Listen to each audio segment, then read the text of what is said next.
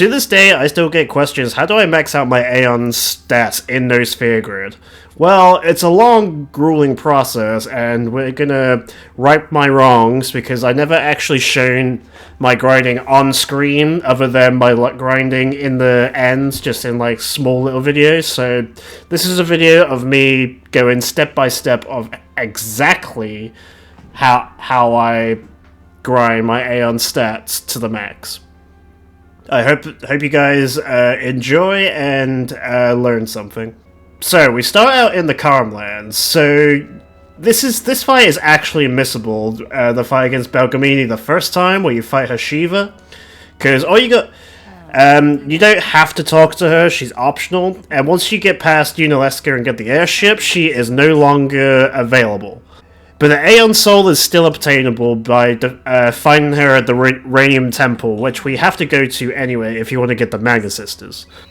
She'll give you the Aeon Soul here after you defeat Shiva, or in the Radium Temple if you defeat her first fight, the Valafor.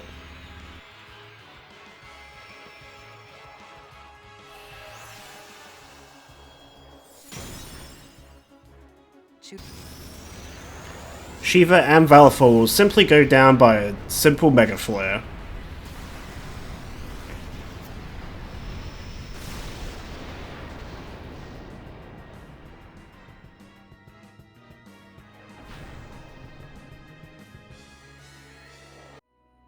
Impressive. I kind of recommend fighting Belgamini the first time against Shiva if you can, because beating it gives you 30 Power Spheres.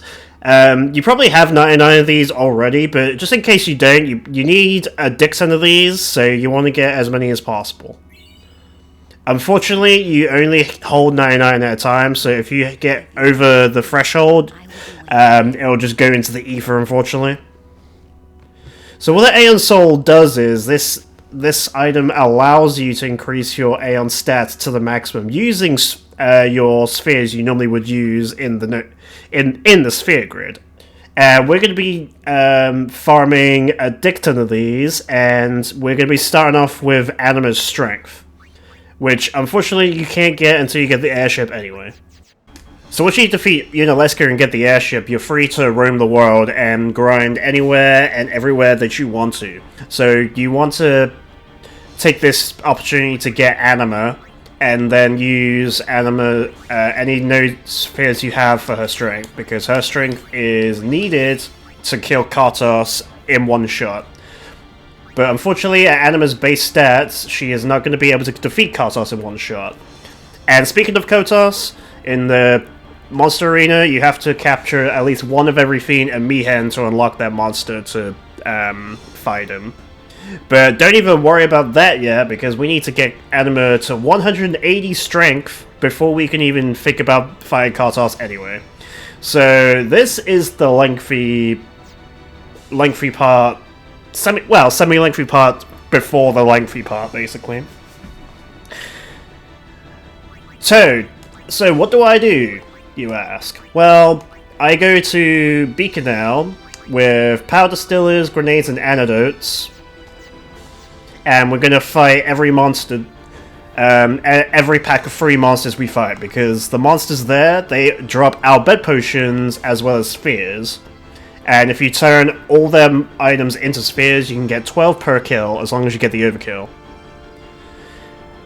So there is a very, very slow way of doing this, or there's the fast way. So I'm going to talk about the fast way first, but it requires you to get all of our bed books around the world, because if you don't, this is going to be a very lengthy process for you, unfortunately.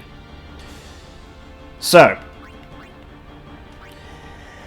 once you get the Al bed books and get 99 underdog secrets, you can customize Double Overdrive, and I do recommend this. So I'm going to give this to Riku because she has First Strike and Initiative. That's another ability that you do want. So you want Initiative on at least one character, Double Overdrive on Riku, and First Strike for all the characters you're going to be using.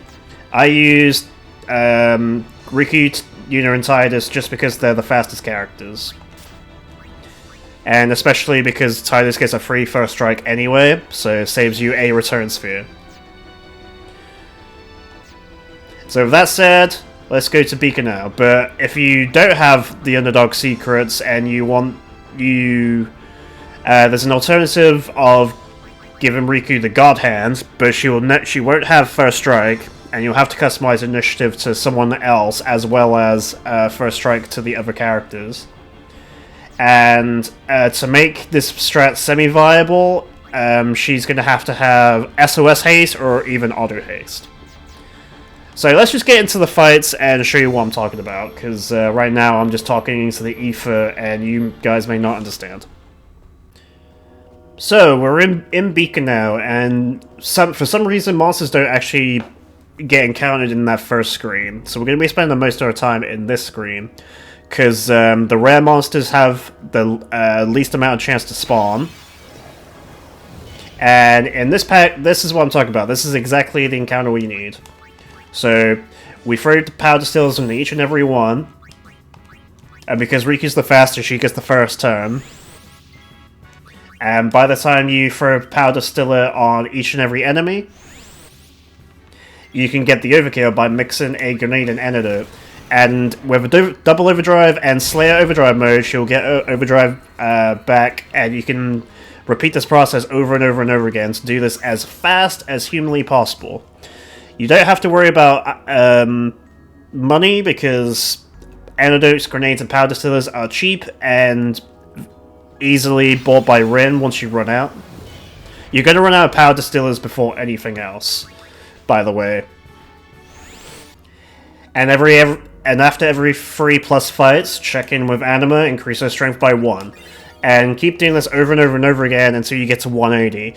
But unfortunately, this is a very lengthy process, and without Turbo, and without the sped up encounters on the Steam version, so if you're doing this at normal speed, this takes about 10-15 hours, depending on your luck. And when I say depending on your luck, I mean depending on if you keep getting rare encounters or the Machina that keeps showing up. So as long as you get packs of free, it's an easy process. I went through a stage of getting rare encounter after rare encounter and Machina and not getting a pack of free monsters. It is your choice if you want to kill them or not, but you might as well just run away. Especially if you do play with the Tidus learning flee, because I don't play that way. I have to press the escape option with each character manually, and sometimes they fail to escape because that's a mechanic apparently. Okay, so let me just show you real quick what happens when you don't have initiative and you only have double overdrive on Riku.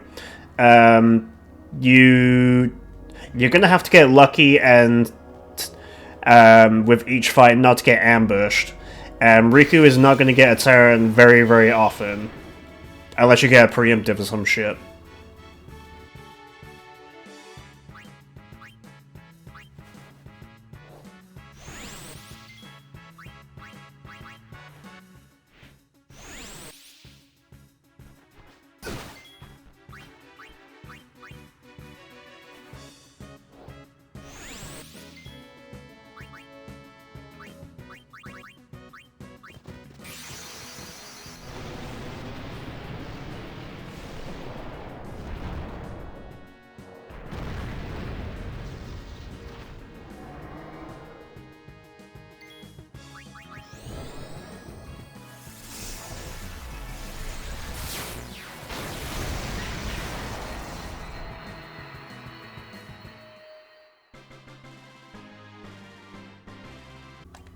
With Anima finally 180 attack, we can finally take on Kartos and one-shot him every single time, and gain power, mana, and speed spheres at the fastest possible rate possible.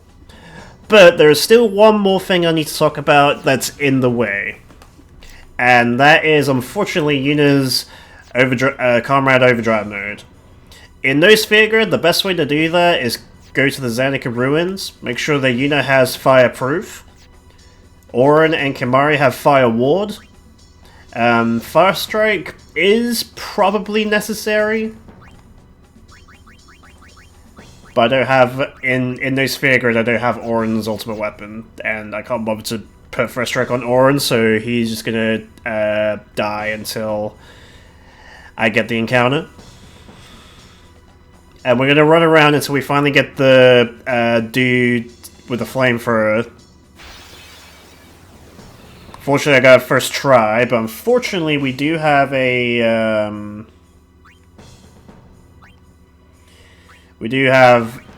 this machine in the way. That's gonna slow me down a little bit.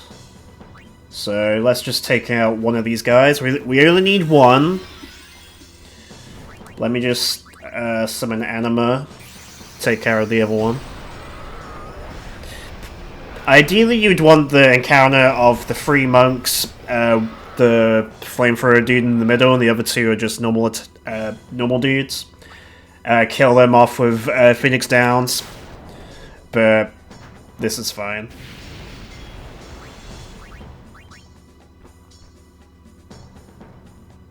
Just a little bit slower.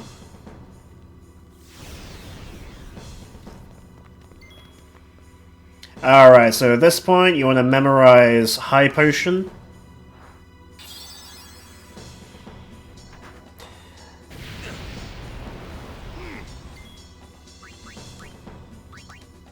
High Potions on yourself. Yuna doesn't have to do anything.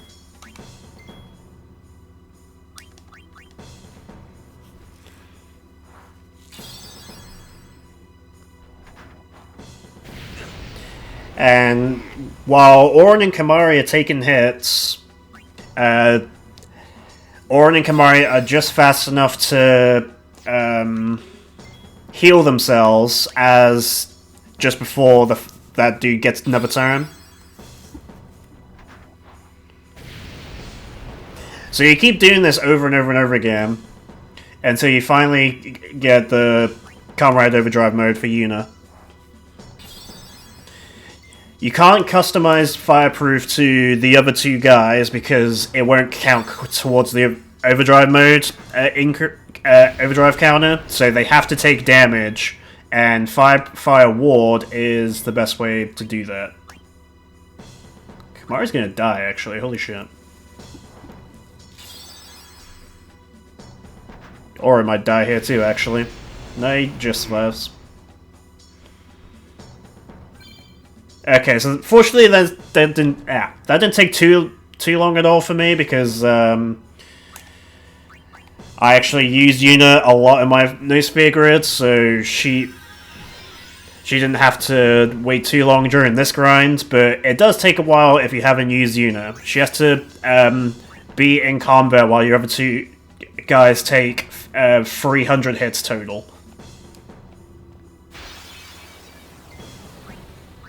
This is the encounter that is preferable, by the way.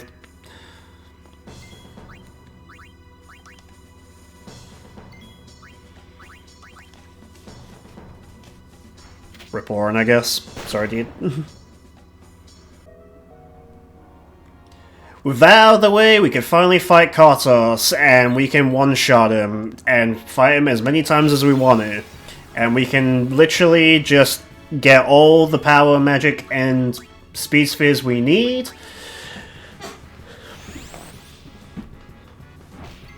And max out our Aeons.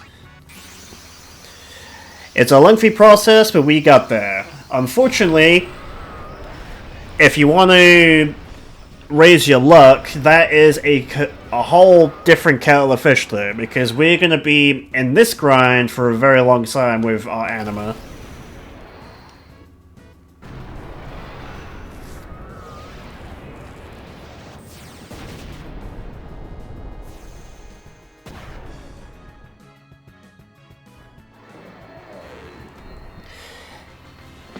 Eventually, you're going to run out of space in your inventory, so you should never worry about Gil, because you're going to run out of space in your inventory. So all your miscellaneous weapons and armor you've been getting up to this point, you can literally just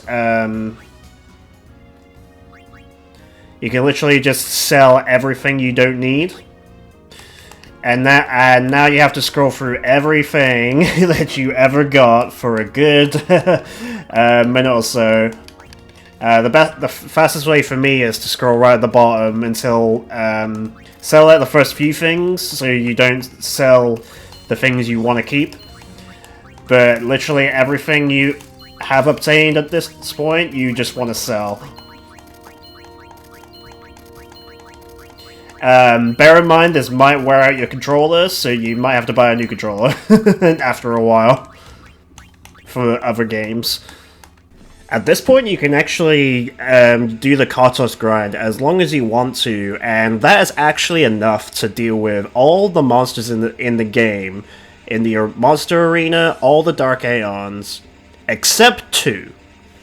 One of them you can't even beat without even hacking the game and stopping you from using the Stone Gaze. But if you want to defeat the one and only Dark Anima in no sphere grid, you're going to be in for a long-ass luck grind session, and that's what we're going to be talking about next. Unfortunately, the only way to upgrade your luck stat in this game is to get Fortune Spheres, and that requires defeating the Earth Eater over and over and over again. And the worst part about this, he only drops 2 Fortune Spheres at a fucking time, assuming you don't get the rare drop of a Dark Matter. So, and to boot, he has 13 million HP, so you're gonna be in this fight for a good while.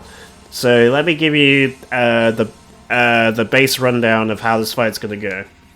I have simplified this as easy as possible, but it's still going to take you a long-ass time. Unless you're on the PC/Steam version and have access to Turbo, and then you're not going to be in this grind half as long as I am. There's a reason why I've only upgraded Cindy, Sandy, and Mindy's luck to 180, and that's considered maxed because I can do critical hits every single time. So 180 is the magic number. Unfortunately though, it's a fucking long grind to get there, and I am currently trying to get Shiva there, just in case I want to try a Shiva on Dark Anima and try and dodge a 33% pain hit every single time she attacks, but the chances of that happening is super slim. I'm better off trying to win the lottery. So, to the task at hand, I've simplified being Earth Eater so you can mine numbly like watch shit while doing this. So what you're gonna have to do is raise Anima's HP, strength, and agility to the max. Her defense, ideally, I maxed out her defense before this grind because I'd done the other Dark Aeons first, before Dark Anima, and then I was like, okay, it's time for Dark Anima. So realistically, doing this grind, Anima can be at like 100 defense, and that's why her magic defense is so low as well. Her magic specifically is 200. Well, 201. Because we're going to be spamming pain in this fight. Because of Anima's low luck stat, we're not going to be able to reliably get the overkill with Earth Eater just using physical attacks. So that's where Anima's pain comes in. Unfortunately, it's a slow-ass animation. So what you're going to do is, we're going to put Anima in haste, which, by the way, you need to teach Anima haste, which only costs 10 Chocobo Feathers. And then we're just going to be in the fight. First thing you do is cast haste. And then we're going to spam pain over and over and over again until we get overdrive, and then we're going to use Oblivion, and then spam pain over and over again, and finish her off with our Oblivion. That's how long this fight takes, because Earth Eater has 13 million HP, but in Turbo you can easily slap that HP down because you can speed up these animations. Unfortunately for me, I'm playing on the PlayStation version because that's what I had at the time when I started this challenge. I didn't have a PC. So I am going to finish it on the PlayStation But I'm just going to show you my pain that I've been scrolling through for 1,000+ hours. And roughly, per Aeon, it takes about 300 hours to max out one Aeon's luck. So I've done that 3 times over, and and I have started on Shiva's as a 4th, so I've spent over 1,000 hours just on luck grinding alone, let alone doing the game normally, then grinding my Aeon stats to fight everything, then fighting the Dark Aeons, and then doing this grind. And then the countless attempts of me trying to defeat Dark Anima and losing. Yeah, so I just want to let that sink in for a second, because I'm fucking crazy and don't have anything better to do in my life, apparently. Because I love this game, and I'm determined to defeat Dark Anima one day. But today is not one of those days, so that's why I'm making a video. So I've simplified this fight so I can defeat Earth Eater in about 3 minutes, give or take. Per kill, and if you have Turbo and playing on Steam, you can even divide the time by 4, because Turbo times 4, and speed up all the animations to save you a dick ton of time, which I do recommend doing. Or you can just hack in all your items and save yourself this 1,000-hour grind, but that's not what I'm gonna do, because A, I'm not like that, and B, I don't actually know how to hack mod this game. So yeah, that is it. That is the entire grind of how you max out your Aeon stats in Noosphere Grid. And this is the base stat, this is the max stats you kind of want for your sisters, let alone your other Aeons. In an ideal world, I would have 180 luck on all my Aeons, but obviously I don't have the time, but I have started Shiva and she's already at 85.